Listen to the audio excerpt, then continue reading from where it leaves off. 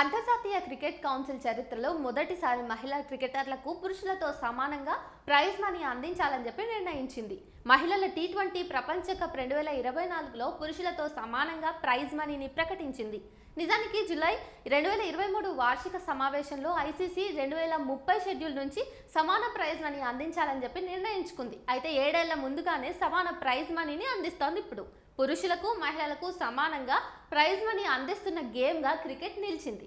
మహిళలు పురుషుల జట్ల విజేతలకు 66 కోట్ల 64 లక్షల ప్రైజ్ మనీ, టోర్నీ రన్నరప్లకు $1.17 మిలియన్ ప్రైజ్ మనీ అందించనున్నారు. ఇది 2023 ఛాంపియన్లకు ఇచ్చిన ప్రైజ్ మనీ కంటే 134% అధికం. 2024 టీ20 ప్రపంచ కప్ టైటిల్ గెలుచుకున్న పురుషుల జట్టు టీమిండియాకు $2.45 మిలియన్ క్యాష్ ప్రైజ్ను అందించింది.